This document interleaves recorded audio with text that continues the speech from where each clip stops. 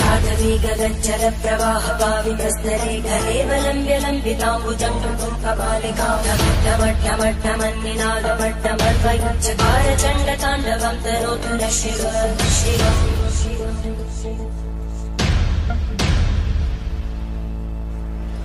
जटाकटाः सम्भ्रमभ्रमन्निलिम्पलज्जरीतिरोलवीचि वल्लरी विराजमान. హలో అండి, welcome back to my channel. ఇంకొక మంచి వ్లాగ్తో మీ ముందుకు వచ్చేసానండి. ఈ వీడియో కూడా మీకు నచ్చుతుంది అనుకుంటున్నాను. మీరు మొత్తం చూడండి, మీకు నచ్చితే మాత్రం లైక్ చేసి వెళ్ళండి. ఫస్ట్ టైం చూస్తే నా ఛానల్ని సబ్స్క్రైబ్ చేసుకోండి. మీకు ఈషా ఫౌండేషన్కి సంబంధించిన అంత ఇన్ఫర్మేషన్ కూడా ఈ వీడియోలో మీకు షేర్ చేస్తా అండి. ఈ వీడియోలో నేను ఈషా ఫౌండేషన్ని ఎలా చేరుకోవాలి, ఎక్కడుంది, ఈషా ఫౌండేషన్లో ఏమేమి చూడాలి, అకామిడేషన్ ఎలా బుక్ చేసుకోవాలి, అలాగే మీకు ఈషా ఫౌండేషన్ కూడా కొంచెం చూపిస్తానండి. అన్ని విషయాలు కూడా అక్కడ ఏమేమి చూడాలి, ఎలా స్టే చేయాలి, అన్ని విషయాలు కూడా మాట్లాడుకుందాం ఈ వీడియోలో. చివరి వరకు మాత్రం మీరు చూడండి. ఈషా ఫౌండేషన్ అనేది మనకి కోయంబత్తూరు నుంచి 34 కిలోమీటర్స్ దూరంలో ఉంటుందండి. సో కోయంబత్తూరు మనం ముందుగా చేరుకోవాలి.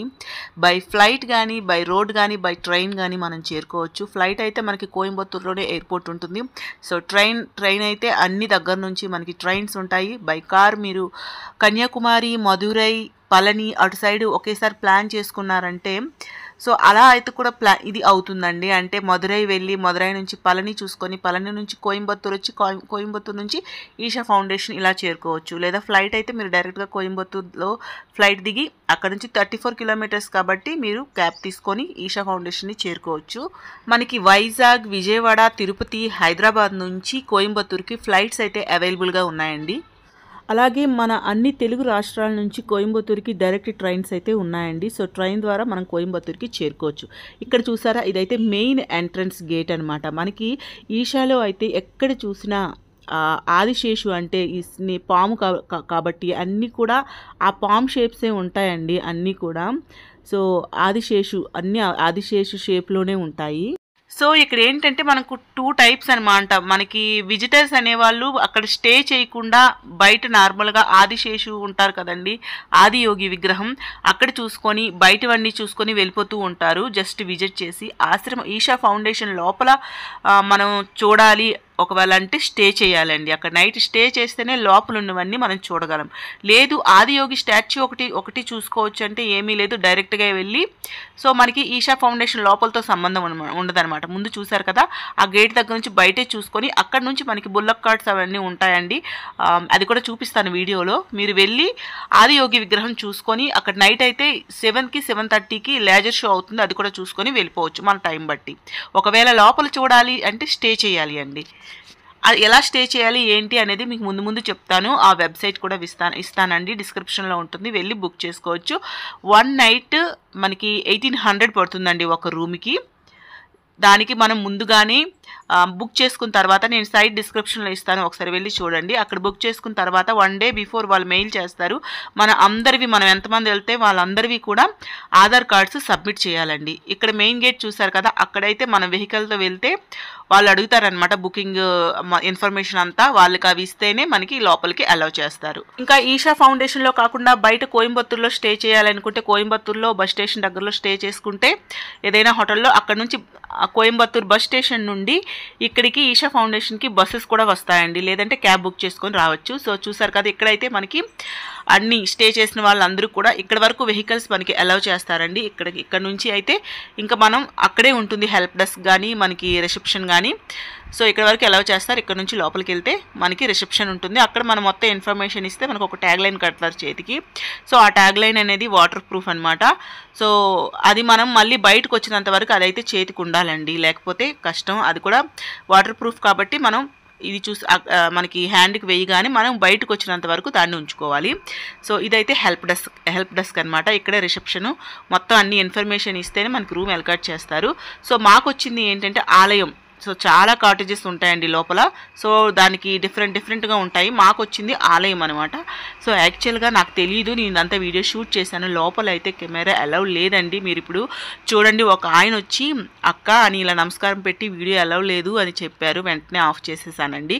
ఇక్కడ నుంచి అయితే నేను బయట ఎక్కడ షూట్ చేయలేదు. సో రూమ్ లోపలైతే మాకు ఇచ్చే రూమ్ ఎలా ఉందని రూమ్ లోపల అయితే షూట్ చేశానండి, మీకు చూపిస్తారండి. ఇక్కడ చూడండి, ఆయన వస్తున్నారు కదా స్ట్రైట్గా ఉన్న ఆయన ఇలా నమస్కారం పెట్టి అక్క ఎలా లేదు అంటే వెంటనే ఆఫ్ చేసేసా అండి. సో ఇదైతే మాకు ఇచ్చిన రూమ్ అనమాట. సో మీకు ఈ రూమ్ ఎలా బుక్ చేసుకోవాలనేది సైట్ అనేది మీకు డిస్క్రిప్షన్లో ఇస్తాను, ఒకసారి వెళ్ళి చూడండి. సో చెప్పాను కదా ఎలా చేసుకోవాలనేది. సో మీరు అక్కడికి వెళ్ళి రూమ్ బుక్ చేసుకోవచ్చు, 1800 పర్ హెడ్. సో ఇలా అయితే 2 బెడ్స్ ఉంటాయండి. మీకు కావాలి అనుకుంటే ఒక ఫ్యామిలీ పిల్లలు ఉన్నారంటే ఆ 2 బెడ్స్ కూడా మనం దగ్గరగా చేసుకోవచ్చు. సో ఇలా ఏసీ ఉంటుంది. సో రూమ్ అంతా అయితే ఒకసారి చూసేయండి. సో ఈషా ఫౌండేషన్ అనేది యోగా సెంటర్ కదండి, నిజంగా అక్కడికి వెళ్ళాక ఆ ప్రశాంతత కనిపించిందండి. మనల్ని మనం చేంజ్ చేసుకోవచ్చు, అక్కడ యోగా చేసుకోవడానికి అనువైన ప్లేస్ అనమాట. ఇది చూసారా ధ్యానలింగం అండి. ఇక్కడికి వెళ్తే నాకైతే అంత నిశ్శబ్దంగా ఇప్పటి వరకు నేను ఎక్కడా చూడలేదనమాట. చాలా అంటే చాలా బాగుందండి. అక్కడికి వెళ్ళాక అక్కడి నుంచి రావాలనిపించలేదు, అంత పీస్ఫుల్గా ఉంది. అసలు ఎలా డిజైన్ చేశారు, అలా చూస్తూనే ఉండాలనిపించింది. ఒక తెలియని ఒక అనుభూతి అంటారు కదా, అలాంటిది వచ్చిందండి ఆ ధ్యానలింగంలో. అది ధ్యానలింగం టెంపుల్ అనేది 6 o'clock మార్నింగ్ ఓపెన్ చేస్తారండి, ఈవినింగ్ 8 o'clock వరకు ఉంటుంది అనుకుంటా. మీరు మాత్రం వెళ్ళి చూడండి. నేను 2 times వెళ్ళా అండి, అయినా రావాలనిపించలేదు. అక్కడ ఎంత డిసిప్లైన్గా ఉంటారో చూడాలనిపిస్తుంది. అసలు ఎలా చేశారు ఇదంతా, ఆ ఆర్కిటెక్చర్ కానీ దాన్ని ఎలా నిర్మించారు అనిపిస్తుంటుంది. అక్కడికి వెళ్తే అసలు పిన్ డ్రాప్ సైలెంట్ అంటే ఇదా అనిపిస్తుందండి, అంత బాగుంటుంది. ఆ ఎక్స్పీరియన్స్ మాటలో కాకుండా అక్కడికి వెళ్తేనే ఆ ఎక్స్పీరియన్స్ తెలుస్తుందండి. తర్వాత ఆ టెంపుల్ పక్కనే లింగభైరవి అమ్మవారి టెంపుల్ ఉంటుందండి. అసలు ఆ టెంపుల్ దగ్గరికి వెళ్తే అమ్మవారి ఇప్పుడు శక్తి రూపాల టెంపుల్కి వెళ్తే మీకు ఒక అనుభూతి వస్తుంది, మీకు చెప్తే అర్థమవుతుంది అనుకుంటున్నా. అలా వెళ్తే ఒక పవర్ అంటారు చూడండి, ఇప్పుడు దుర్గామాత టెంపుల్ కానీ శక్తి రూపాల టెంపుల్కి వెళ్తే ఒక పవర్ అనేది మనకు ఆటోమేటిక్గా ఎలా వస్తుందో ఆ టెంపుల్కి వెళ్తే ఆ అనుభూతి వస్తుందండి. చెప్తున్నాను కదా, మాటల్లో చెప్పలేము. అమ్మవారి టెంపుల్ మాత్రం దర్శించుకోవాలండి నిజంగా. ఈషా ఫౌండేషన్లో అణువున కూడా ఏదో ఉందండి, ఒక తెలియని అనుభూతి వస్తుంటుంది మనకి. మెడిటేషన్ అంటే ఇదా, యోగా అంటే ఇదా అన్నట్టు అనిపిస్తూ ఉంటుందండి ప్రతి ప్లేస్లో కూడా. నెక్స్ట్ది ఏంటంటే తీర్థకుండ అంటారండి వీటికి. ఇక్కడ లోపల ఏంటంటే ఆ వాటర్ లోపల, ఆ వాటర్ ఎక్కడి నుంచి వస్తుందో మనకి తెలియదు అనమాట. ఒక వాల్ నుంచి వచ్చినట్టు వాటర్ ఉంటుంది, దాంట్ లోపల శివలింగాలు ఉంటాయండి. ఇప్పుడు చూడు లైట్గా అక్కడ ఉన్నారు కదా మనుషులు, అక్కడ శివలింగాలు అనమాట. వాటికి వేరేగా ఫీజు అదే వేరేగా పే చేయాలనుకుంటా మనకి. అవి లోపలికి వెళ్ళి మనకు మామూలుగా అయితే ఎలా లేదండి, బయట నుండి చూడొచ్చు అంతే. అవి అక్కడికి వెళ్ళి పూజ చేయాలి, ఆ శివలింగాలకి వాటర్ లోపల పూజ చేస్తారండి. వాటికి ఏవో చాలా రూల్స్ ఉంటాయి, చేయాలంటే ముందుగానే బుక్ చేసుకోవాలి, వెబ్సైట్లో అవన్నీ ఉంటాయండి. చాలా బాగుందండి అది, మనం ఎక్కడ చూడమన్నమాట. అక్కడ ప్రతిదీ కూడా ఎక్కడ. తర్వాత ఆదియోగి శివాలయం ఉంటుందండి, శివాలయంకి వెళ్ళి స్వామివారిని దర్శనం చేసుకోవచ్చు. తర్వాత లోపల షాపింగ్ కూడా ఉంటుందండి. మాకు టైం లేక షాపింగ్ మిస్ అయిపోయాము, షాపింగ్ కూడా చేసుకోవచ్చు అక్కడ. తర్వాత లోపల ఏంటంటే ఫుడ్ కోర్ట్స్ అన్నీ ఉంటాయండి, వాటికి టైమింగ్స్ ఉంటాయి. సో మనం అన్నీ లోపల, నేను ఇంకా ఇవన్నీ బయట, లోపల మనకి ఎలా లేదు కాబట్టి నేవి షూట్ చేయలేకపోయాను. తర్వాత బయటకు వచ్చాక ఇక్కడ ఇదేంటంటే ఆదియోగి స్టాచ్యూ దగ్గరికి వెళ్ళడానికి ఇలా బులక్ కార్డ్స్ ఉంటాయి. పర్ హెడ్ 10 rupees అండి. 10 rupees ఇస్తే మనకి తీసుకువెళ్తారనమాట. నార్మల్గా ఎవరైనా పిల్లలు లేరు అనుకుంటే, వైఫ్ అండ్ హస్బెండ్ అనుకుంటే, లేకపోతే పెద్ద పిల్లలు అనుకుంటే నడుచుకొని వెళ్ళిపోవచ్చు అండి. లేదంటే ఇలా బుల్లక్ కార్ట్ పైన తీసుకెళ్తారు. ఇంకా ఆదియోగి స్టాచ్యూ అయితే అండి ఇంకా నో వర్డ్స్ అనమాట. 112 అడుగులు ఎత్తంట. అసలు ఏమైనా ఉందా చూడటానికి స్వామివారిని. ఆదియోగి నిజంగా అక్కడ మనిషి ఉండి చూస్తున్నారేమో అని అంత పర్టిక్యులర్గా ఉంటుందండి స్టాచ్యూ, చాలా బాగుంటుంది. అయితే మేమేంటంటే మాకు బ్యాడ్ లక్ ఏంటంటే వెళ్ళిన రోజు బాగా అంటే బాగా వర్షం అనమాట. మేము అక్కడ బుల్లక్కాడ దిగాం వర్షము, కానీ లక్కీగా ఏంటంటే ఆ స్టాచ్యూ ముందు ఒక చిన్న టెంపుల్లా ఉంటుంది, అక్కడికి అందరికీ పిలిచారండి. పిలిచి అక్కడ చిన్న శివలింగం ఉంటుంది, అక్కడ హారతి ఇచ్చి చాలాసేపు కూర్చోబెట్టారు. కానీ మేమేంటంటే మిస్ అయిపోయామన్నమాట. ఏంటది నైట్ లేజర్ షో 7:30కి ఉంటుంది, దానికోసం మనం వెయిట్ చేసాము. అస్సలు వర్షం ఆగలేదండి, చాలా ఎక్కువ అయిపోయింది. సో మేమైతే లేజర్ షో మిస్ అయిపోయాము. కానీ స్వామివారి దగ్గర మినిమం ఒక 1 hourలో స్పెండ్ చేసామండి. అంటే ఆ చిన్న మందిర్లో కూర్చున్నాం. నిజంగా ఇది వెళ్ళి చూడాలండి, ఎంత బాగుందో స్టాచ్యూ.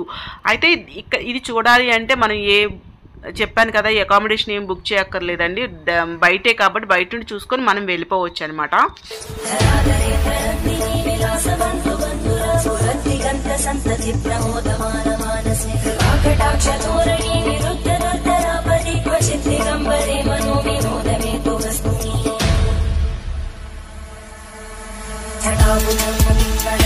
ఇంకా లోపల ఎవరైనా స్టే చేసిన వాళ్ళకి చాలా ఫెసిలిటీస్ ఉన్నాయండి. ఫ్రీ భోజనాలు ఉంటాయి, అలాగే ఏవో రకరకాల పూజలు కూడా అవుతుంటాయండి. అయితే మేము ఏవి కూడా ఎక్స్ప్లోర్ చేయలేదు, మాకు టైం తక్కువ ఉండటం వల్ల. సో మీకు టైం ఉంటే అవన్నీ కూడా ఒకసారి చూసుకొని వెళ్ళండి. ఇంకా చాలా ఉన్నాయండి లోపల. మెడిటేషన్కి, యోగాకి అయితే మరి ఇంకా చెప్పనవసరం లేదండి. ఈ ప్లేస్ కోసం అంత బాగుంది. సో చూసారు కదండి, మీకైతే వీడియో నచ్చింది అనుకుంటున్నాను. నచ్చితే ప్లీజ్ అండి లైక్ చేయండి. నా ఛానల్ని ఫస్ట్ టైం చూస్తే సబ్స్క్రైబ్ చేసుకోండి ప్లీజ్.